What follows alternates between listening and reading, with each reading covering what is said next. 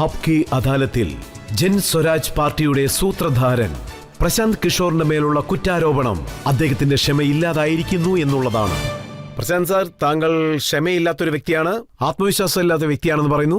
2 വർഷത്തെ യാത്രയിൽ താങ്കൾ പറയുന്നു ബീഹാറിൽ എല്ലായിടത്തും ഇലക്ഷനിൽ നിൽക്കുമെന്നും ഉറപ്പായിട്ടും പറയുന്നു പ്രതീക്ഷിക്കാത്ത ലെവലിൽ സീറ്റ് താങ്കൾക്ക് കിട്ടുമെന്നും. അല്ല, അതായത് ഈ കാര്യം സത്യമാണ്. ഞാൻ കുറച്ച് ഇൻപേഷ്യൻ്റ് ആണ്. അതെൻ്റെ സ്വഭാവത്തിൻ്റെ ഒരു ഭാഗമാണ്. സ്റ്റെബിലിറ്റി ഹസ് കാസ്റ്റ് മീ. എന്നെ സംബന്ധിച്ചിടത്തോളം ഒരു കാര്യം സ്റ്റെബിലിറ്റി ആയിട്ട് പോയാൽ, ഒരു പ്രശ്നമില്ലാതെ പോയാൽ അതെനിക്ക് തീരെ ഇഷ്ടപ്പെടില്ല. അതെപ്പോഴും ഒരു ചാലഞ്ചിങ് ആയിരിക്കണം എന്നാണ് ഞാൻ ധൃതിയാണല്ലേ? അങ്ങനെ വേണമെങ്കിൽ പറയാം. 45 വയസ്സ് കഴിഞ്ഞു, 46 ആകാൻ പോകുന്നു. അതായത് ഇനി അധികം സമയമില്ല എന്തെങ്കിലും കാര്യങ്ങൾ ചെയ്യാനായിട്ട്. ആ കാര്യത്തിൽ ഞാൻ കുറച്ച് ഇൻപേഷ്യൻ്റ് ആണെന്ന് പറയാം. പക്ഷെ ഞാൻ ചെയ്യുന്ന ഒരു കാര്യം വളരെ ശ്രദ്ധയോടുകൂടി തന്നെ ചെയ്യാറുള്ളൂ. ഇപ്പോൾ രാഹുലിന്റെ കാര്യം എടുക്കുകയാണെങ്കിൽ രാജ്യം മുഴുവൻ പദയാത്ര നടത്തുന്നു, എല്ലാ നാടുകളിലും. 6 മാസം കൊണ്ട് രാജ്യം മുഴുവൻ കറങ്ങി. അതായത് അദ്ദേഹം കന്യാകുമാരി മുതൽ കാശ്മീർ വരെ പദയാത്ര നടത്തി 6 മാസം കൊണ്ട്.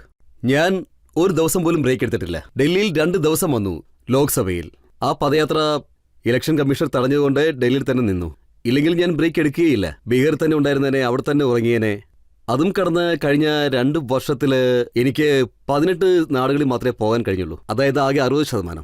അങ്ങനെ നോക്കുകയാണെങ്കിൽ ഞാൻ വളരെ പതിയെ പോകുന്ന ഒരാളാണ്. പക്ഷേ ഒരു കാര്യം നമ്മൾ വളരെ ലക്ഷ്യം വെച്ച് നീങ്ങുകയാണെങ്കിൽ, അതായത് അത് ഒരു മില്ലിൽ വെച്ച് അരയ്ക്കുന്നത് പോലെയല്ല, ആലോചിച്ച് ചെയ്യുകയാണ്. ബീഹാറിലെ സിസ്റ്റം മാറ്റണമെന്നുണ്ടെങ്കിൽ, ഒരുപക്ഷെ അതങ്ങനെ മാറ്റണമെന്നുണ്ടെങ്കിൽ നമ്മൾ ബീഹാറിൽ തന്നെ നിൽക്കണം. ഇപ്പൊ നോക്കിയ ഈ ഇലക്ഷനിൽ ആരൊക്കെയാണുള്ളത്? തേജസ്വി യാദവ് 12 വർഷമായിട്ടുള്ള ഒരു രാഷ്ട്രീയക്കാരനാണ്. 40 മാസം മിനിസ്റ്ററായിട്ടുണ്ടായിരുന്ന വ്യക്തി. അദ്ദേഹത്തിന് അത്രത്തോളം എക്സ്പീരിയൻസ് ഉണ്ട്. പക്ഷെ താങ്കളുടെ പക്കൽ എന്താ ഉള്ളത്? 2 വർഷത്തെ യാത്ര. പറഞ്ഞത് ശരിയാണ്. തേജസ്വി യാദവ്, അതായത്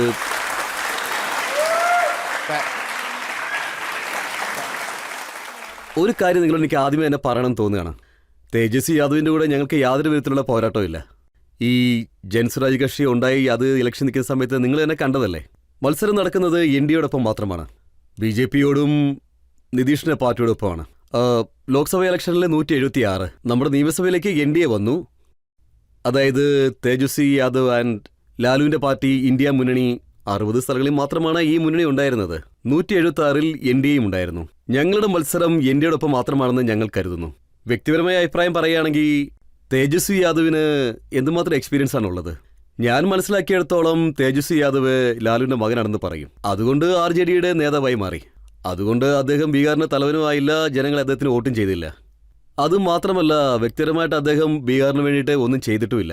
ഞാൻ തേജസ്വി യാദവിനെ ബഹുമാനിക്കുന്നതോ അതോ അദ്ദേഹത്തെ നോട്ടീസ് ചെയ്യുന്നതോ അതോ എനിക്ക് മനസ്സിലാവുന്ന രീതിയിലൊന്നും അദ്ദേഹം നാടിനു വേണ്ടി ഒന്നും തന്നെ ചെയ്തിട്ടില്ല.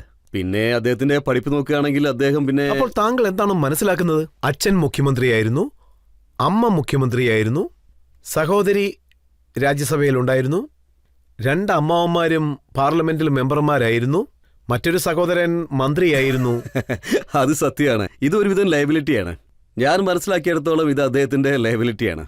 കാരണം ബീഹാറിന്റെ ഇപ്പോഴത്തെ അവസ്ഥ, അദ്ദേഹത്തിന്റെ മാതാപിതാക്കൾ മുഖ്യമന്ത്രി ആയിരുന്നിട്ട് കൂടി ബീഹാർ ഇപ്പോഴും പുരോഗമിക്കാത്ത ഒരു സംസ്ഥാനമായിട്ട് ഇപ്പോഴും അവശേഷിക്കുന്നു. ഇതിന്റെയൊക്കെ ഉത്തരവാദിത്തം അവരുടെ തന്നെയാണ്.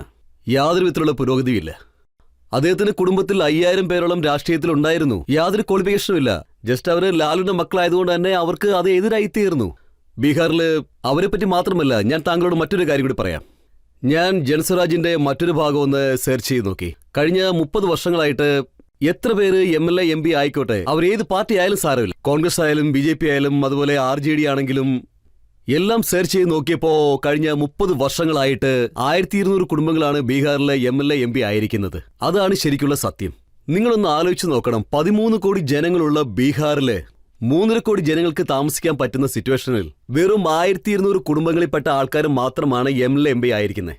അത് അവർ കൈയടക്കി വെച്ചിരിക്കുകയാണ്. അതും എപ്പോ? 1990-ലും ബീഹാർ വളരെ ദരിദ്ര സംസ്ഥാനമായിരുന്നു. 2005-ൽ നിതീഷ് മുഖ്യമന്ത്രിയായിരുന്നപ്പോ ബീഹാർ രാജ്യത്തിലെ ഒരു ദരിദ്ര സംസ്ഥാനം തന്നെയായിരുന്നു. ഇന്നും ദരിദ്ര സംസ്ഥാനങ്ങളെ പട്ടികയിൽ തന്നെയാണ് ബീഹാർ ഇപ്പോഴും ഉള്ളത്. അപ്പോഴും 1200 കുടുംബങ്ങളിൽ ആൾക്കാർ പറയുന്നു ഞങ്ങൾ തന്നെയാണുള്ളത്, ഞങ്ങൾ തന്നെ നോക്കിക്കോളാം, വേറെ ആരും വരേണ്ട കാര്യമില്ലെന്ന്. ഈ ചിന്തയെ വെല്ലുവിളിക്കുന്ന ഒരു പാർട്ടിയാണ് ജൻസ്വരാജ്. അതാണ് ഇവിടെ. താങ്കൾ അവരോടൊപ്പം മത്സരിക്കുന്നില്ലെന്ന് പറയുന്നു, പക്ഷേ 10 ലക്ഷം യുവാക്കൾക്ക് ജോലി വാങ്ങിച്ചു കൊടുക്കുന്നു എന്നും പറയുന്നു. ബീഹാർ മൊത്തത്തിൽ പ്യൂൺ മുതൽ ഉയർന്ന ഭരണാധികാരി വരെ രാഷ്ട്രീയത്തിലിരിക്കുന്ന ആൾക്കാരാണ്. അവരുടെ സമ്പാദ്യം 23 ലക്ഷം. കഴിഞ്ഞ 75 വർഷമായിട്ട് 1.97% ആൾക്കാരാണ് ബീഹാറിന് രാഷ്ട്രീയത്തിലുള്ളത്. നിങ്ങളിപ്പോ ഒരു ദിവസം കൊണ്ട് തന്നെ 10 ലക്ഷം കൊടുക്കുന്ന കാര്യം പറയാണല്ലോ. അതെങ്ങനെ അവിടെ നടക്കും? ഒരു പക്ഷെ നിങ്ങൾ 10 ലക്ഷം കൊടുത്തു തന്നെ വെച്ചോളൂ, അത് വിട്. 23 ലക്ഷത്തിൽ 10 ലക്ഷം ആകും, അത് 3% ആകും. ബീഹാറിന്റെ 97% ഒന്നും ആകാൻ പോകുന്നില്ല. ബീഹാറിലെ 40% ആൾക്കാർക്ക് ജോലിയില്ല. അതിനെക്കുറിച്ച് എന്താണ് പറയാനുള്ളത്? ഒരു പക്ഷെ നിങ്ങളിത് പ്രൈവറ്റ് സെക്ടറാക്കി മാറ്റിയാലും അപ്പോഴും ബീഹാറിൽ നിന്ന് 2 മുതൽ 3% ആൾക്കാർ വരികയില്ല. രാഷ്ട്രീയത്തിലേക്കും വരില്ല, പ്രൈവറ്റ് സെക്ടറിലേക്കും വരില്ല. അതായത് അവർക്ക് യാതൊരുവിധ അടിസ്ഥാന സൗകര്യങ്ങളും ചെയ്തു കൊടുത്തിട്ടില്ല. അവിടുത്തെ കുട്ടികൾക്ക് നല്ല രീതിയിലുള്ള വിദ്യാഭ്യാസം കൊടുത്തിട്ടില്ല. ജനങ്ങൾക്ക് ജീവിക്കാനുള്ള അടിസ്ഥാന സൗകര്യങ്ങൾ യാതൊന്നും തന്നെ ചെയ്തു കൊടുത്തിട്ടില്ല. ഇവര് ഗവൺമെന്റ് ജോലി കൊടുക്കും, നമ്മുടെ രാജാവ് 10 പേർക്ക് ജോലി കൊടുക്കും, അതൊക്കെ കണ്ടുകൊണ്ട് ജനങ്ങൾ വോട്ട് ചെയ്യുന്നതാണോ പറയുന്നത്? ഇത് ജനങ്ങളെ വിഡ്ഢികളാക്കുന്ന പരിപാടിയല്ലേ? നിങ്ങൾ തന്നെ പറയേ. 75 വർഷം കൊണ്ട് 23 ലക്ഷം ജോലി, ഇവർ 75 ദിവസം കൊണ്ട് 10 ലക്ഷം പേർക്ക് ജോലി കൊടുക്കാന്ന് പറയുന്നു. അത് വിശ്വസിക്കാൻ പറ്റുന്നതാണോ? താങ്കൾ 9th ഫെയിലിൽ നിന്ന് എന്തിനാണ് പറയുന്നത്? അത് രജിസ്റ്റർ, നിങ്ങൾ ഈ പത്രിക രജിസ്റ്റർ, നിങ്ങൾ മീഡിയക്കാരനാണെങ്കിൽ എനിക്ക് നിങ്ങളെ വക്കീലെന്ന് വിളിക്കാൻ പറ്റുമോ? നിങ്ങൾ മീഡിയക്കാരനാണെങ്കിൽ ഞാൻ നിങ്ങൾ മീഡിയക്കാരനെ പറയുള്ളൂ. തേജസ് യാദവ് അതിൽ ഫെയിലാണ്, അത് സത്യമാണ്. അതെ, അതായത് അതിന്റെ കാര്യം എന്താണെന്ന് വെച്ചാൽ ജീവിതത്തിൽ വിദ്യാഭ്യാസത്തിന് പ്രായമില്ല. ഇപ്പൊ വേണമെങ്കിലും 10ാം ക്ലാസ് പഠിച്ച് അദ്ദേഹത്തിന് പാസ്സാകാം. വേണമെങ്കിൽ ഞാൻ പോയി അദ്ദേഹത്തിന് ഹെൽപ്പ് എത്രയോ പേരുണ്ട് അവർക്കൊന്നും ശരിക്കും വിദ്യാഭ്യാസം ഇല്ലാതെ വലിയ സ്ഥാനങ്ങൾ. ഉദാഹരണം കാമരാജർ, അദ്ദേഹത്തിന് വലിയ വിദ്യാഭ്യാസമൊന്നുമില്ല, പക്ഷെ അദ്ദേഹം കോൺഗ്രസിന്റെ പ്രധാനപ്പെട്ട ഒരു നേതാവായിരുന്നു. ഇന്ദിരാഗാന്ധിയെ പ്രൈം മിനിസ്റ്റർ ആക്കിയ വ്യക്തിയാണ്. അതെ സാർ, എന്റെ അഭിപ്രായം എന്താണെന്ന് വെച്ചാൽ വിദ്യാഭ്യാസമാണ് ഒരു മനുഷ്യനെ വിവരമുള്ളവനാക്കുന്നതെന്ന് ഞാൻ പറയുകയില്ല. അങ്ങനെ ഞാൻ ഒരിക്കലും വിശ്വസിക്കുന്നുമില്ല. പക്ഷേ ചില സമയത്ത് നമ്മുടെയൊക്കെ ചുറ്റുപാടുകളുടെ അവസ്ഥ അത് ചിലപ്പോൾ വളരെ മോശമായിരിക്കും. അതുകൊണ്ട് തന്നെ ചിലപ്പോൾ നമുക്ക് പഠിക്കാൻ കഴിഞ്ഞൊന്നും വരില്ല. പക്ഷേ താങ്കൾ ഇപ്പോൾ പറഞ്ഞതുപോലെ അദ്ദേഹത്തിന്റെ അച്ഛൻ മുഖ്യമന്ത്രിയായിരുന്നു, അമ്മ മുഖ്യമന്ത്രിയായിരുന്നു. അങ്ങനെയുള്ള ഒരാൾ 9ാം ക്ലാസ് പാസ്സായിട്ടില്ലെങ്കിൽ അദ്ദേഹത്തിന് പഠിക്കാൻ കഴിയില്ല എന്ന് ഞാൻ പറയില്ല. അത് അദ്ദേഹത്തിന്റെ വിദ്യാഭ്യാസ കാര്യത്തിലുള്ള കാഴ്ചപ്പാടിനെ കുറിച്ചാണ് ഞാൻ പറയുന്നത്. അവിടെ വിദ്യാഭ്യാസത്തിന് എന്തുമാത്രം പ്രാധാന്യം കൊടുക്കുന്നു എന്നതിനെ കുറിച്ചാണ്. നിങ്ങൾ തന്നെ പറയൂ, ബീഹാറിലുള്ള ഒരു സാധാരണ പയ്യൻ, ബീഹാറിലുള്ള ഒരു പയ്യനെ എങ്ങനെയാണ് മനസ്സിലാക്കുക? അത് വളരെ ദരിദ്രമായ സംസ്ഥാനമാണ്. ആളുകൾ കൂലിവേല ചെയ്യുന്നു. വിദ്യാഭ്യാസമുള്ള കുട്ടികളെ നോക്കുകയാണെങ്കിൽ 3 വർഷം, 5 വർഷം, 10 വർഷം എന്ന് ചെറിയ ചെറിയ റൂമുകളിലിരുന്ന്, ഇടുക്കുകളിലിരുന്ന്, മുതുകു വളഞ്ഞ് കുറച്ച് ഭക്ഷണം മാത്രം കഴിച്ചാണ് അവർക്ക് പഠിക്കുന്നത്. ജോലി ചെയ്ത് എന്തെങ്കിലും ഉണ്ടാക്കണമെന്ന് കരുതിയിട്ട് ക്ലർക്കാകാനും പ്യൂണാകാനും സിപ്പായി ആകാനും 3 വർഷം മുതൽ 5 വർഷം വരെ അവർ കഷ്ടപ്പെടേണ്ടിയിരിക്കുന്നു. നിങ്ങൾ 9ാം ക്ലാസ് പോലും പൂർത്തിയാക്കാതെ ബീഹാറിന്റെ രാജാവാണ് ഞാനെന്ന് പറഞ്ഞാൽ അതെങ്ങനെ സമ്മതിക്കും? അതെങ്ങനെ അംഗീകരിക്കും? ഞാനും ബീഹാറിലുള്ള ആളാണ്, എനിക്ക് പറ്റുമോ? ഞാൻ ഇതിനെ എതിർത്താൽ എന്താണ് തെറ്റ്? ഞാൻ പറയുന്നത് ഇവിടെ കൂടിയിരിക്കുന്ന ഇത്ര ആൾക്കാരായാലും ശരി, ബീഹാറിലുള്ള ആൾക്കാരാണെങ്കിലും അവരോട് തന്നെ ചോദിച്ചു നോക്ക്, എത്ര പേര് 9ാം ക്ലാസ്സിൽ തോറ്റ ഒരാളെ നേതാവായി തെരഞ്ഞെടുക്കുമെന്ന്. ഞാൻ ദിവസവും എന്റെ ഗ്രാമത്തിലൂടെ നടക്കുന്ന ആളാണ്.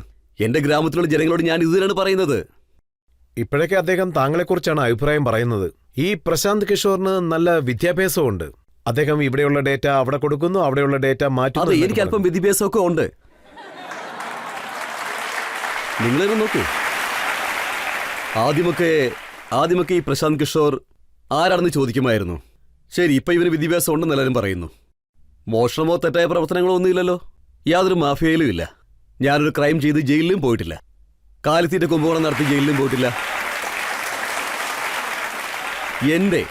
എന്റെ സ്വന്തം അറിവ് ഉപയോഗിച്ച്, എന്റെ പരിശ്രമത്താൽ, എന്റെ പ്രയത്നത്താൽ, എന്റെ അച്ഛനും അമ്മയൊന്നും മുഖ്യമന്ത്രിമാരൊന്നും അല്ലായിരുന്നു.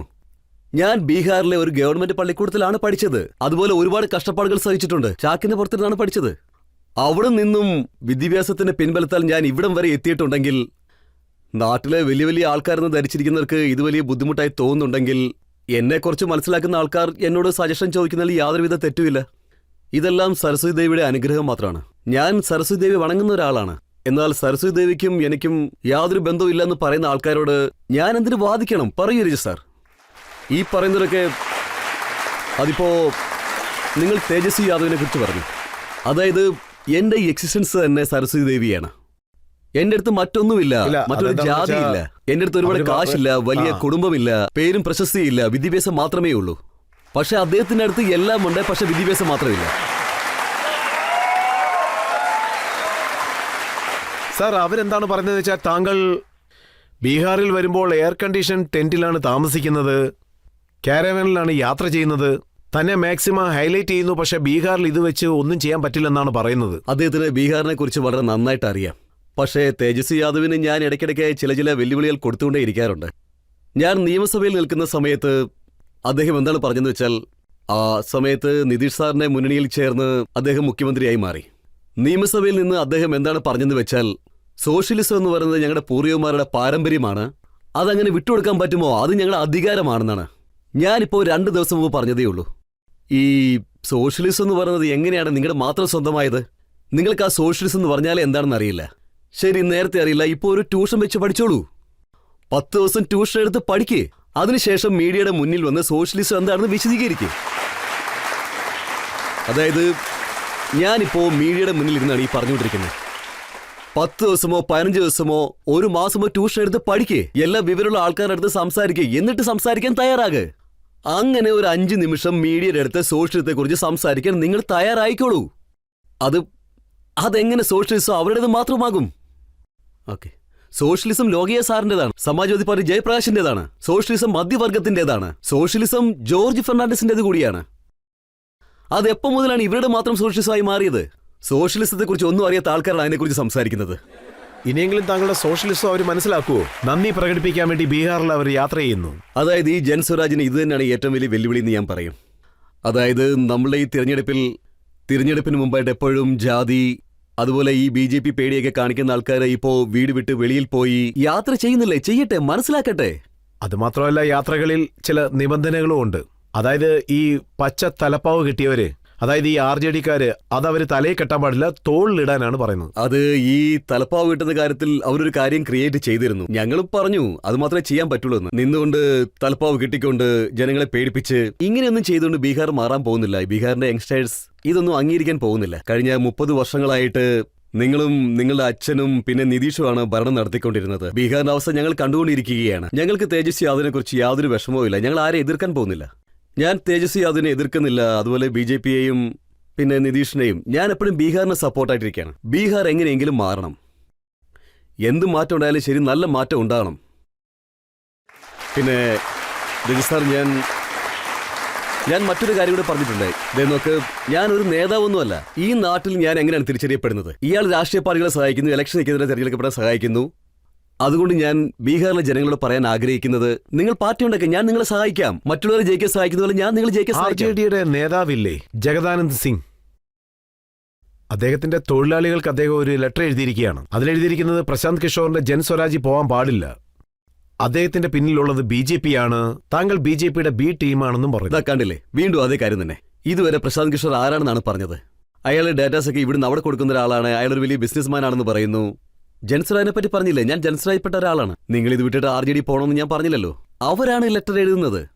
നോക്കൂ എന്റെ RJD സുഹൃത്തുക്കളെ, ലാലുജിയെ പുറത്താക്കാൻ ആഗ്രഹിക്കുന്നു, സോഷ്യലിസത്തെ കുറിച്ച് പറയുന്നു. നിങ്ങൾ ഇതൊക്കെ വിട്ടിട്ട് പ്രശാന്ത് കിഷോറിന് പറയാ പോരെന്ന് പറയുന്നു.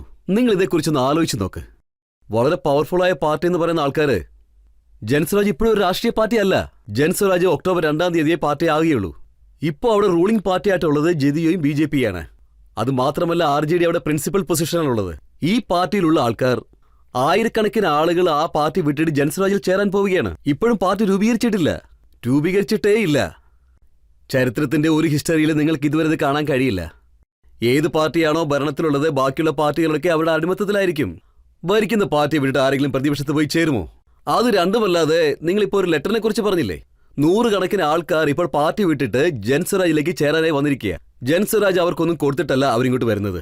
അവർ എന്തുകൊണ്ടാണ് വരുന്നത് വെച്ചാൽ, ഇതിനു മുൻപുള്ള 2 വർഷങ്ങളിൽ 1 കോടി ജനങ്ങൾ ജൻസ്വരാജ് എന്ന പാർട്ടി ഉണ്ടാക്കിയിരിക്കുന്നു. ഇത് തന്റെ കൂടി നിലനിൽപ്പാണെന്ന് തോന്നുന്ന ആൾക്കാരൊക്കെ ജൻസ്വരാജിൽ വന്ന് ചേരുന്നു. അതാണ് ഇവിടുത്തെ കാര്യം. എല്ലാവർക്കും ടെൻഷനുണ്ട്. JDU-ന്റെ മൈനോറിറ്റി മിനിസ്റ്ററായിട്ടുള്ള സമദ് ഖാൻ, അദ്ദേഹം പറഞ്ഞിരിക്കുന്നത് പ്രശാന്ത് കിഷോറിന് സ്ഥാനമാനങ്ങളിൽ ആഗ്രഹം വന്നു, അതുകൊണ്ടാണ് ഇങ്ങനെയൊക്കെ സംസാരിക്കുന്നതെന്ന്. എന്തായാലും ഞാൻ രാഷ്ട്രീയത്തിൽ ഇറങ്ങുന്ന കാര്യം അംഗീകരിച്ചല്ലോ. ഇത് ആരാണത് പറഞ്ഞു കൊടുക്കുന്നത്? പറയേ. ഇതിലൊക്കെ ഞാൻ എന്താണ് പറയേണ്ടത്? അവരൊക്കെ എന്നെ വലിയ ആളാക്കി മാറ്റിയിരിക്കുക. ഒരാൾ പറയുന്നു അയാളുടെ പാർട്ടിയിൽ പോകരുതെന്ന്, അതേസമയം ഞാനൊരു പാഴാണെന്നും പറയുന്നുണ്ട്. എന്നിൽ അങ്ങനെ ഔഷധ ഗുണമൊന്നും ഇല്ലെങ്കിൽ നിങ്ങൾ എന്തിനാണ് പേടിക്കുന്നത്? ഇവരുടെ അവസ്ഥ എന്താണെന്ന് വെച്ചാൽ ഇപ്പോൾ പാമ്പും എലിയും പോലെയാണ്. അവരൊരു പക്ഷേ എനിക്കെതിരായിട്ട് സംസാരിച്ചാൽ അല്ലെങ്കിൽ ജൻസ്വരാജിനെതിരായി സംസാരിച്ചാൽ ജനങ്ങൾ പറയും ഇവൻ ഇന്നലെ വന്ന പയ്യനാണ്, ഇന്നലെ വന്ന ജൻസ്വരാജിൽ ഇവൻ ഇത്ര വലിയൊരു നേതാവായി മാറിയിരിക്കുന്നു. നിങ്ങൾ എന്തിനാണ് ഇതെല്ലാം ശ്രദ്ധിക്കുന്നത്? ഒരു പക്ഷേ അവർ എനിക്കെതിരായി സംസാരിച്ചില്ല എങ്കിൽ അവരുടെ കൂട്ടത്തിലിരിക്കുന്ന എല്ലാ ആൾക്കാരും ജൻസ്വരാജിനെ തേടി വന്നെന്നിരിക്കും. അതുകൊണ്ട് അവർക്കിപ്പോൾ എന്താ ചെയ്യേണ്ടതെന്ന് അറിയില്ല. ചില സമയത്ത് പേപ്പറിൽ എഴുതുന്നു, സ്ത്രീകളെ കൊണ്ട് മോശം പറയിപ്പിക്കുന്നു, ചില സമയത്ത് മീഡിയക്കാരെ കൊണ്ട് പറയിപ്പിക്കുന്നു. യാതൊരു പ്രയോജനവും ഇല്ല. അങ്ങനെയാണെങ്കിൽ താങ്കൾ ബീഹാറിന്റെ മുഖ്യമന്ത്രിയാകാൻ ആഗ്രഹിക്കുന്നുണ്ടല്ലേ? ഇല്ല, ഒരിക്കലുമില്ല. ഞാൻ ധൃതി പിടിക്കുന്നത് ബീഹാറിൽ ഏത് രീതിയിലുള്ള ഭരണം വരണമെന്ന് വെച്ചാൽ വരാൻ പോകുന്ന 10 വർഷം കൊണ്ട് ബീഹാർ രാജ്യത്തിലെ ഏറ്റവും മോശം എന്ന സംസ്ഥാനത്തിൽ നിന്നും മുൻപന്തിയിലുള്ള 10 സംസ്ഥാനങ്ങളൊപ്പം ചേരണം. ഞാൻ ഇക്കാര്യം പറഞ്ഞിട്ടുണ്ട്. വളരെ വ്യക്തമായി ഞാൻ ഇക്കാര്യം പലയിടത്തും പറഞ്ഞിട്ടുണ്ട്. അതുമാത്രമല്ല, ഞാനിത് മീഡിയയുടെ മുന്നിൽ 2-3 പ്രാവശ്യം ആവർത്തിച്ച് പറഞ്ഞിട്ടുള്ളതാണ്. ഞാനിത് 2 വർഷമായി ഗ്രാമങ്ങളിൽ നടന്ന് പറഞ്ഞിട്ടുള്ളതാണ്. ഞാൻ ഈ പാർട്ടിയുടെ നേതാവാവുകയില്ല, ഇനി ഒരിക്കലും ആകുകയില്ലെന്ന്. പക്ഷെ കാണുന്ന ആൾക്കാർ പറയാറുണ്ട് ഇദ്ദേഹം ഉറപ്പായിട്ടും ആകുന്നു. ഇപ്പോൾ ഒക്ടോബർ 2-ാം തീയതി ആ പാർട്ടി രൂപീകരിക്കുകയാണ്. അതിൽ പ്രശാന്ത് കിഷോർ നേതാവാവുകയാണെങ്കിൽ നിങ്ങൾ എന്നെ ചാട്ടവാറിനടിച്ചോളൂ. ഞാൻ ഒരിക്കലും ലീഡർ ആവുകയില്ല. 2-ാം തീയതിക്ക് ശേഷവും പ്രശാന്ത് കിഷോർ ഗ്രാമത്തിലൂടെ നടന്ന് മാത്രമേ പോവുകയുള്ളൂ. കാരണം ഞാനൊരു തീരുമാനം എടുത്തു കഴിഞ്ഞു. ജനങ്ങൾ പറയാറുണ്ട് നിങ്ങൾ എന്തൊക്കെ പരിശ്രമിച്ചാലും ബീഹാറിലെ ജനങ്ങൾ ഒരിക്കലും മാറാൻ പോകുന്നില്ല, അവരുടെ ജാതി നിന്ന് വെളി വരിയില്ലെന്ന്. എന്റെ തീരുമാനവും പരിശ്രമവും ജനങ്ങളോടൊപ്പം മാത്രമാണ്. അതിനുവേണ്ടി 3 വർഷം നടന്നാലും ശരി, 10 വർഷം നടന്നാലും ശരി, ബീഹാർ എന്ന സംസ്ഥാനത്തിലെ ജനങ്ങൾക്ക് ജീവിക്കാനുള്ള നല്ലൊരു രാഷ്ട്രീയ സാഹചര്യം ഒരുക്കി കൊടുത്തതിന് ശേഷം മാത്രമേ പ്രശാന്ത് കിഷോർ ഇതിൽ നിന്ന് പിൻവാങ്ങുകയുള്ളൂ. നിങ്ങൾക്ക് പൂർണ്ണമായിട്ട് വിശ്വസിക്കാം. ഞാൻ ഇക്കാര്യത്തിൽ ഉറച്ചു തന്നെയാണ്. ഞാൻ ഒരിക്കലും ഇതിൽ നിന്ന് പിൻവാങ്ങുകയില്ല. ഇക്കാര്യം ഇപ്പോൾ ബീഹാറിലെ ജനങ്ങൾക്ക് നന്നായിട്ട് മനസ്സിലായിട്ടുണ്ട്, പൂർണ്ണമായും അംഗീകരിച്ചു. ഞാൻ കഴിഞ്ഞ 2 വർഷമായിട്ട് ആർക്കാണ് വോട്ട് ചെയ്തിരിക്കുന്നത് ചോദിച്ചാൽ ഈ നിമിഷം വരെയായിട്ട് ഞാൻ ആർക്ക് വോട്ട് ചെയ്യണമെന്ന് പറഞ്ഞിട്ടില്ല. ഞാൻ ഈ ജൻസ്വരാജ് പ്രചാരണത്തിൽ പറയാൻ ആഗ്രഹിക്കുന്നത് എന്താണെന്ന് വെച്ചാൽ, ഞാനിപ്പോൾ നിങ്ങളുടെ ഒരു നിമിഷം ഇങ്ങ് എടുക്കുകയാണ്. അതായത് നിങ്ങൾ ഇപ്പോൾ ഇതുവരെ ആർക്കൊക്കെ വോട്ട് ചെയ്തിട്ടുണ്ടോ അതുകൊണ്ട് നിങ്ങൾക്ക് കൂടുതലായിട്ടോ കുറച്ചോ വല്ലതും കിട്ടിയിരിക്കും. ക്ഷേത്രത്തിന് വേണ്ടി നിങ്ങൾ BJPക്ക് വോട്ട് ചെയ്തിട്ടുണ്ടെങ്കിൽ നിങ്ങൾക്കത് ലഭിച്ചിട്ടുണ്ട്. 5 കിലോ ധാന്യത്തിന് വേണ്ടി നിങ്ങൾ മോദിജിക്ക് വോട്ട് ചെയ്തിട്ടുണ്ടെങ്കിൽ ബീഹാറിൽ എന്തെല്ലാം പ്രശ്നങ്ങളുണ്ടെങ്കിലും ധാന്യങ്ങൾ അവിടെ നിന്ന് ലഭിക്കുന്നുണ്ട്. EBക്ക് വേണ്ടി നിങ്ങൾ നിതീഷിന് വോട്ട് ചെയ്തിട്ടുണ്ടെങ്കിൽ അതും അവിടെ ലഭിച്ചിട്ടുണ്ട്. പിന്നോക്ക സമുദായത്തിൽപ്പെട്ട ആൾക്കാർക്ക് വേണ്ടിയാണ് നിങ്ങൾ വോട്ട് ചെയ്തിട്ടുണ്ടെങ്കിൽ, അവരുടെ മാന്യതയ്ക്ക് വേണ്ടിയാണ് വോട്ട് ചെയ്തിട്ടുണ്ടെങ്കിൽ അതും അവിടെ ലഭിച്ചിട്ടുണ്ട്. പക്ഷെ ഒരു കാര്യം, ബീഹാറിലെ കുട്ടികളുടെ വിദ്യാഭ്യാസത്തിന് വേണ്ടി അല്ലെങ്കിൽ ജോലിക്ക് വേണ്ടി അവിടെ ആരും വോട്ട് ചെയ്തിട്ടേ ഇല്ല. അതുകൊണ്ട് ഞാൻ ജൻസ്വരാജിന്റെ ഭാഗത്ത് നിന്ന് പറയുകയാണ്, ആർക്ക് വേണമെങ്കിലും വോട്ട് ചെയ്തോളൂ. പക്ഷേ നിങ്ങളുടെ കുട്ടികളുടെ വിദ്യാഭ്യാസത്തിനും ജോലിക്കും മുൻതൂക്കം കൊടുത്ത് നിങ്ങൾ വോട്ട് ചെയ്യേ. രാഷ്ട്രീയക്കാരുടെ കുട്ടികൾക്ക് വോട്ട് ചെയ്യാതെ അമ്പലത്തിനും പള്ളിക്കും വേണ്ടി ഒന്ന് വോട്ട് ചെയ്യരുതെന്ന് ഞാൻ പറയുകയുള്ളൂ. ഇപ്പോൾ ഇവിടെ ഈ ഇരിക്കുന്ന ഇത്രയും ആൾക്കാരില്ലേ, നിങ്ങളോടെല്ലാവരോടും എനിക്കൊന്നേ പറയാനുള്ളൂ, അതൊരു വെല്ലുവിളിയാണ്. കഴിഞ്ഞ 2 വർഷം ഈ പ്രശാന്ത് കിഷോർ എന്റെ വാഗൊണ്ട് ആർക്ക് വോട്ട് ചെയ്യണമെന്ന് പറഞ്ഞിട്ടില്ല, അല്ലെങ്കിൽ പ്രശാന്ത് കിഷോറിനെ വിശ്വസിക്കുമെന്ന് പറഞ്ഞിട്ടില്ല. ഞാൻ ഗ്രാമങ്ങൾ തോറും നടന്ന് എന്താണ് പറഞ്ഞിട്ടുള്ളതെന്ന് വെച്ചാൽ, 10 പ്രശാന്ത് കിഷോർ വന്നാലും നിങ്ങളുടെ അടിസ്ഥാന സൗകര്യങ്ങൾ മാറാൻ പോകുന്നില്ല. നിങ്ങളുടെ കുട്ടികൾക്ക് വേണ്ടി നിങ്ങൾ എപ്പോഴാണ് വോട്ട് ചെയ്യുന്നത് അന്നേ നിങ്ങളുടെ ജീവിത സാഹചര്യം മാറുകയുള്ളൂ. അത് മാത്രമേ എപ്പോഴും പറയൂ. തേജസ്വി യാദവ്, ലാലു യാദവ് അവരുടെ കുട്ടികൾക്ക് വേണ്ടിയാണ് വോട്ട് ചോദിക്കുന്നത്. എന്താണ് നടക്കുന്നത്? ലാലു യാദവ് അയാളുടെ മക്കൾക്ക് വേണ്ടി വോട്ട് ചോദിക്കുന്നു. ഞാൻ ബീഹാറിലെ ആൾക്കാരോട് പറയുന്നത് അവരുടെ മക്കൾക്ക് വേണ്ടിയിട്ടല്ല, നിങ്ങളുടെ മക്കൾക്ക് വേണ്ടിയാണ് നിങ്ങൾ വോട്ട് ചെയ്യേണ്ടത്. അവരുടെ പരമ്പര ഇങ്ങനെ തുറന്നുകൊണ്ടേയിരിക്കും. ഞാൻ ബീഹാറിനോടൊരു കാര്യം പറഞ്ഞിട്ടുള്ളൂ. അതെന്താണെന്ന് വെച്ചാൽ, പാവപ്പെട്ടവരിൽ പാവപ്പെട്ടവരായ ആളുകൾ രാഷ്ട്രീയത്തിൽ വരണമെന്ന് ആഗ്രഹിച്ചാൽ, നിങ്ങൾക്ക് കഴിവുണ്ടെങ്കിൽ, പരിശ്രമിക്കാനുള്ള മനസ്സുണ്ടെങ്കിൽ, അതിന് മുന്നിട്ടിറങ്ങിയാൽ സമൂഹം ഉറപ്പായിട്ടും അവരുടെ ഒപ്പം തന്നെ നിൽക്കും. ജൻസ്വരാജ് സ്വന്തം ചെലവിൽ അവരെ മത്സരിപ്പിക്കും. എല്ലാവരും ചേർന്ന് വലിയ കലാപം ഉണ്ടാക്കി. ഇയാള് കാശ് കൊടുത്താണ് ഈ ഇലക്ഷനിൽ മത്സരിപ്പിക്കുന്നതെന്ന് പറഞ്ഞു. ഇവരെയൊക്കെ നോക്കുകയാണെങ്കിൽ ഇവർ രാഷ്ട്രീയക്കാരത് കാശ് മേടിച്ചിട്ട് കൈക്കൂലി കൊടുക്കുന്ന ആൾക്കാരാണ്. ഇപ്പോൾ നിങ്ങൾ തന്നെ പറയൂ, പരമദരിദ്രരായിട്ടുള്ള ആൾക്കാർ സാമ്പത്തികമായി ബുദ്ധിമുട്ടുകയാണെങ്കിൽ അവരെ ജൻസ്വരാജ് മത്സരിപ്പിക്കുമെന്നാണ് പറഞ്ഞത്. അവർക്ക് പണം കൊടുത്ത് സഹായിക്കും. അപ്പോൾ എന്നെ എല്ലാവരും കുറ്റം പറഞ്ഞു. അവര് ഇത് തന്നെയാണ് പറഞ്ഞുകൊണ്ടിരിക്കുന്നത്. നിനക്കെന്തുകൊണ്ടാണ് ഭരിക്കാൻ പറ്റാത്തത്? ഞങ്ങളെക്കാളും കഴിവ് കൂടുതലുണ്ടെങ്കിൽ നിങ്ങൾക്ക് മത്സരിക്കാൻ കഴിയുമെങ്കിൽ നിങ്ങൾക്ക് കാശില്ലെന്നല്ലേ അർത്ഥം. നിങ്ങൾക്ക് യാതൊരു ശക്തിയുമില്ല. ഈ 3 കാര്യങ്ങൾ ഞങ്ങളടുത്ത് ഒരുപാടുണ്ട്. ജൻസ്വരാജ് പറയുന്നത് എന്താണെന്ന് വെച്ചാൽ, നിങ്ങൾ ഒരിക്കലും ജാതിയെ കണ്ട് ഭയക്കരുത്. പണത്തെക്കുറിച്ച് ആലോചിക്കുക വേണ്ട. തെരഞ്ഞെടുപ്പിൽ മത്സരിക്കുന്നതിന് കാശിന്റെ കാര്യം ഓർത്ത് വിഷമിക്കേണ്ട. ആ കാര്യമല്ല ഈ പ്രശാന്ത് ധൈര്യപൂർവ്വം നോക്കിക്കോളും. നിങ്ങൾ തെരഞ്ഞെടുപ്പിൽ നിൽക്കുക, ഞാൻ ജയിപ്പിക്കാമെന്നാണ് പറഞ്ഞത്. ഇപ്പൊ ബീഹാറിൽ ജനങ്ങൾ എന്താണ് പറയുന്നതെന്ന് വെച്ചാൽ, അതായത് ജൻസ്വരാജ് ജയിച്ചാലും RJD ജയിച്ചാലും അല്ലെങ്കിൽ BJP ജയിച്ചാലും JDU ജയിച്ചാലും മുഖ്യമന്ത്രി നിതീഷ് കുമാർ ആയിരിക്കുമെന്ന്. അതെ, ഇപ്പോഴും ഇങ്ങനെ തന്നെയാണ് ഉള്ളത്. അതെന്താണെന്ന് വെച്ചാൽ, ബീഹാറിലെ ജനങ്ങൾ, ഇവിടെയുള്ള ആൾക്കാർ ഇത് മനസ്സിലാക്കണം. മിക്കപ്പോഴും ആൾക്കാർ ചിന്തിക്കുന്നത് ലാലു തന്നെയാണ് ബീഹാറിലെ മികച്ച നേതാവ്, അദ്ദേഹം ജയിക്കും, ചിലപ്പോൾ തോൽക്കും. ലാലുജിയുടെ കഴിവ് കൊണ്ട് ബീഹാറിലെ ജനങ്ങൾ അദ്ദേഹത്തെ ഒരേ ഒരു പ്രാവശ്യം മാത്രമാണ് ജയിപ്പിച്ചിട്ടുള്ളത്. കഴിഞ്ഞ 30 വർഷത്തിനുള്ളിൽ ലാലുജിയുടെ പാർട്ടി അദ്ദേഹത്തിന്റെ ഒരേ ഒരു കഴിവിൽ ഒരേ ഒരു പ്രാവശ്യം 1995 ജയിച്ചു. നിതീഷ് കുമാറിനെ ഒരു പ്രാവശ്യം പോലും ബീഹാറിലെ ജനങ്ങൾ ജയിപ്പിച്ചിട്ടേയില്ല. അതുകൊണ്ടാണ് പറഞ്ഞത്, ബീഹാർ ഇപ്പോഴും അതേ അവസ്ഥയിൽ തന്നെ തുടരുകയാണെങ്കിൽ ഉറപ്പായിട്ടും അതിന് ലാലുവും നിതീഷുമാണ് ഉത്തരവാദികൾ. പക്ഷേ ഇതിന് ആരെയെങ്കിലും കുറ്റപ്പെടുത്തുന്നുണ്ടെങ്കിൽ അത് കോൺഗ്രസും BJPയും മാത്രമാണ്. കാരണം കഴിഞ്ഞ 15 വർഷമായിട്ട് ലാലുജി ഈ കാർത്ത ഭരണം നടത്തുന്നുണ്ടെങ്കിൽ അതിന് കാരണം കോൺഗ്രസ് ആണ്. 15-20 എംപിമാരെ കാണിച്ച് ബീഹാറിലെ കുട്ടികളുടെയും ഭാവി അനിശ്ചിതത്തിലാക്കി. അതായത് മൻമോഹൻ സിംഗ് എത്രമാത്രം വലിയ എക്കോണമിസ്റ്റ് ആണെന്ന് അറിയത്തില്ലേ? അദ്ദേഹത്തിന് ബീഹാറിന്റെ അവസ്ഥ അറിയില്ലേ? എന്നിട്ടും അദ്ദേഹം ലാലു യാദവിന്റെ പാർട്ടിക്ക് ആദരവ് കൊടുത്തിരിക്കുന്നു, അവരെ പദവിയിൽ വെച്ചിരിക്കുന്നു. എന്തിനായിരുന്നു അത്? പറയൂ. നാട്ടിൽ 15-20 എംപിമാർ തുടർന്നുകൊണ്ടേ ഇരിക്കണമായിരുന്നു. അതുകൊണ്ട് തന്നെ അത് തന്നെയല്ല ഇപ്പൊ BJP ചെയ്തുകൊണ്ടിരിക്കുന്നത്. നിതീഷ് കുമാറിന് 42 MLA-മാരുണ്ട്. നിങ്ങളുടെ ഇൻഫർമേഷൻ പറയാം. 243 MLA-മാരുള്ള നിയമസഭയിൽ നിതീഷ് കുമാറിന് 42 MLA മാത്രമേ ഉള്ളൂ. എന്നിട്ട് അദ്ദേഹം മുഖ്യമന്ത്രിയായി. എന്തുകൊണ്ട്? കാരണം BJP വലിയൊരു കക്ഷിയായതുകൊണ്ട് അവരുടെ 80 MLA-മാരെ വെച്ച് അദ്ദേഹത്തെ മുഖ്യമന്ത്രിയാക്കി. മനസ്സിലായോ? അതായത് നാട് മൊത്തം BJP മറ്റ് കക്ഷികളെ തകർത്ത് ഭരണം പിടിക്കുന്നു. ഈ ബീഹാർ നോക്കുകയാണെങ്കിൽ, അതായത് എന്റെ സ്ഥലത്ത് MLA-കളുടെ കൂട്ടത്തിൽ നിന്ന് ഒരാളെ നേതാവാക്കിയിരിക്കുന്നു. എന്തുകൊണ്ടാണ് അങ്ങനെ നടന്നത്? ഇവിടെ 12-15 എംപിമാർ വന്നുകൊണ്ടിരിക്കുകയാണ്. ഡൽഹിയിൽ പതിവ് പോലെ തന്നെ ഞങ്ങളുടെ ഭരണം നടന്നുകൊണ്ടിരിക്കുകയാണ്. ബീഹാർ പിന്നിലാണ്. അവരെന്തെങ്കിലുമൊക്കെ ചെയ്ത് അങ്ങ് പൊയ്ക്കോളും. ഈ ഒരു കാര്യത്തിനു വേണ്ടി മാത്രമാണ് ഞങ്ങൾ വെല്ലുവിളിക്കുന്നത്. അതായത് ഈ പ്രബലമായ പാർട്ടികൾ, നേതാക്കന്മാർ ഈ ബീഹാർ ഒരിക്കലും രക്ഷപ്പെടില്ല എന്ന് പറഞ്ഞ് കൈകഴുകി അങ്ങ് പൊയ്ക്കൊണ്ടിരിക്കുകയാണ്. ഇതൊക്കെ എപ്പോഴും നടക്കുന്ന കാര്യമാണ്. ശരിക്കും പറഞ്ഞാൽ ബീഹാറിനെ ഇനി മുന്നിലേക്ക് എത്തിക്കാൻ പറ്റുക അവിടെയുള്ള ജനങ്ങൾക്ക് മാത്രമാണ്. ഞങ്ങളുടെ ജൻസ്വരാജ് ഒരു സഹായമായിട്ട് അവർക്കൊരു ശക്തി കൊടുക്കുക മാത്രമാണ് ചെയ്യുന്നത്. നിങ്ങൾക്ക് ഉറപ്പായും കഴിയുമെന്നാണ് ഞങ്ങൾ പറയുന്നത്. ഇതിനു മുമ്പ് എന്ത് കാര്യമാണോ ചെയ്തുകൊണ്ടിരുന്നത് അതിനാണ് ഇപ്പോഴും ചെയ്യുന്നതെന്നാണ് പറയുന്നത്. ഞാൻ എന്തോ ലീഡറായെന്നാണ് നിങ്ങൾ തെറ്റായിട്ട് പറയുന്നത്. ഇതിനു മുമ്പ് ഞാൻ എന്താണ് ചെയ്തുകൊണ്ടിരുന്നത്? ആദ്യമായിട്ട് ഒരു പാർട്ടി ലീഡർ എങ്ങനെയാണ് ഒരു പാർട്ടി ഉണ്ടാക്കുന്നതിനെ പറ്റിയാണ് ഞാൻ പറഞ്ഞത്. ഇലക്ഷനിൽ എങ്ങനെയാണ് മത്സരം നടത്തുന്നത്, വിവാദങ്ങൾ എങ്ങനെയാണ് ഡേറ്റയാക്കി മാറ്റുന്നത്, ആരെയാണ് ഒരു സ്ഥാനാർത്ഥിയായി നിർത്തുക, ഏത് കാര്യമാണ് അജണ്ടയാക്കി മാറ്റുന്നത്. ഇപ്പോഴും ഞാൻ അത് തന്നെയാണ് ചെയ്തുകൊണ്ടിരിക്കുന്നത്. ഒരു വ്യത്യാസമേ ഉള്ളൂ. ഞാൻ പാർട്ടിയോടും നേതാക്കന്മാരോടും പറയാതെ ഗ്രാമങ്ങളിൽ ചെന്ന് ജനങ്ങളോട് നേരിട്ട് പറയുകയാണ്. നിങ്ങൾ എങ്ങനെയാണ് ഒരുമിച്ച് കൂടേണ്ടത്, നിങ്ങൾ ഏത് കാര്യത്തിലാണ് ഈ ഇലക്ഷനിൽ മത്സരിക്കേണ്ടത്, ആരെ സ്ഥാനാർത്ഥിയാക്കി നിർത്തണം. ഇപ്പോ പ്രശാന്ത് കിഷോർ ജൻസ്വരാജിനെ അനുകൂലിക്കുന്ന ആളാണ്. ജൻസ്വരാജ് പാർട്ടി 2-ാം തീയതി രൂപീകരിക്കും. 2-ാം തീയതിക്ക് ശേഷം ആ പാർട്ടിയെക്കുറിച്ച് സംസാരിക്കുന്നത് പ്രശാന്ത് കിഷോർ തന്നെയാണ്. ഈ പ്രശാന്ത് കിഷോറിന് ഭഗവാൻ എന്തൊക്കെ ബുദ്ധിയും ശക്തിയും അറിവും തന്നിട്ടുണ്ടെങ്കിൽ എല്ലാ സമർപ്പണവും നടത്തി ഞാൻ ഇത് ഉണ്ടാക്കിയെടുത്തിരിക്കും.